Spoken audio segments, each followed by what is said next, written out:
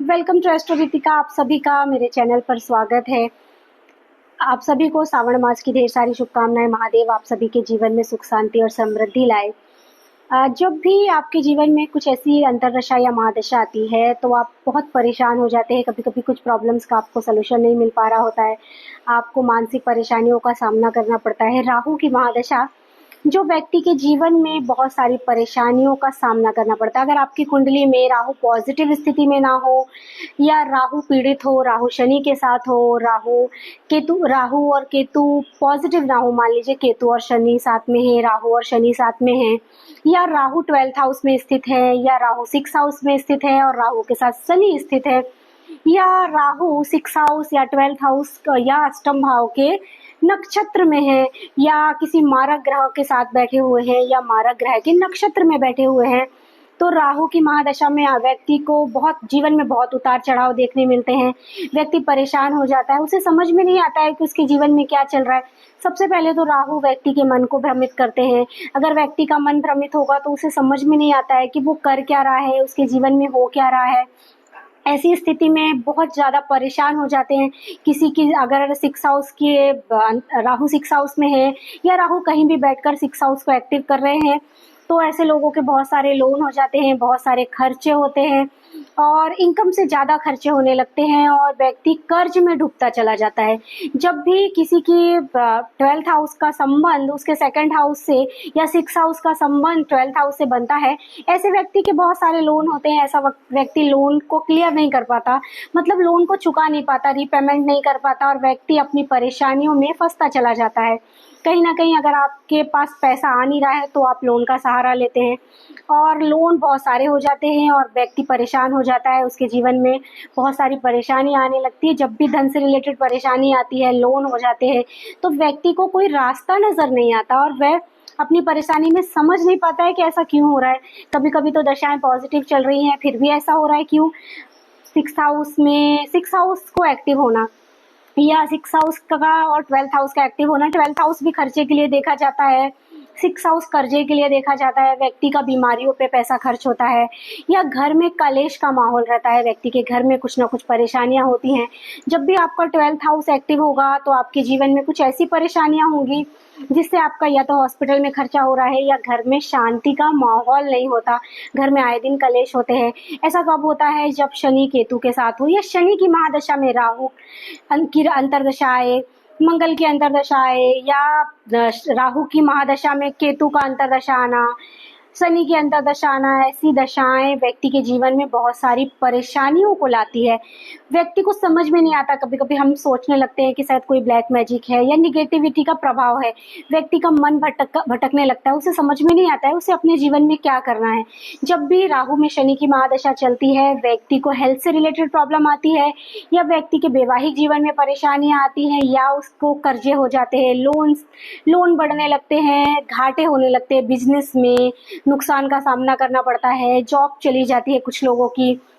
अगर 12th house का संबंध बने तो जॉब चली जाना, खर्चे बढ़ जाना, अचानक से लोगों के साथ मतभेद होने लगना, जो अपने रिलेटिव हैं या हस्बैंड है, वाइफ है, ऐसे घर में फैमिली मेंबर है, भाई बहनों के साथ संबंध खराब करता है राहु में शनि की अंतरदशा आना।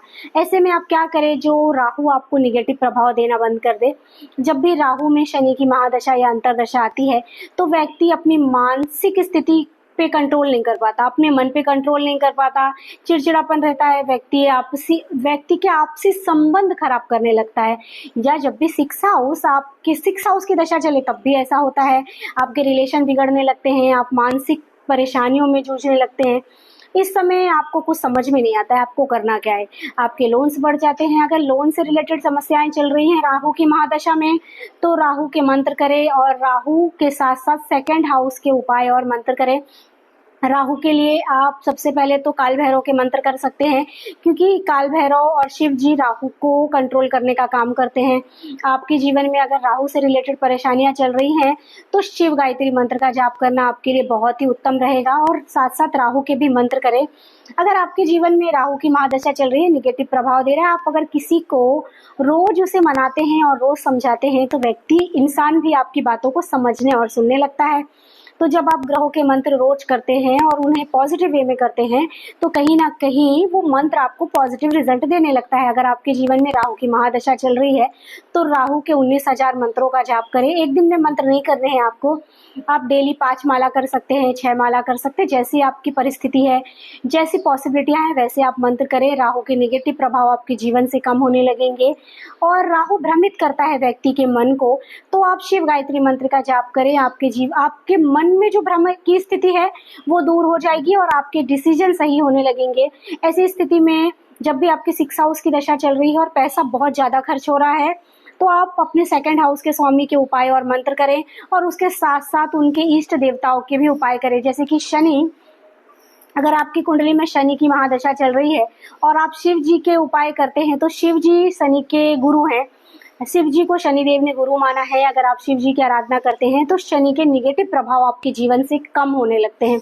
वहीं अगर राहु की महादशा चल रही है, आप हनुमान जी की या काल भैरव की आराधना करते हैं तो आपके जीवन से राहु के निगेटिव प्रभाव दूर होने लगते हैं। और शिव गायत्री मंत्र का जाप करते हैं तो चंद्र आपको पॉजिटिव रिजल्ट देने लगता है।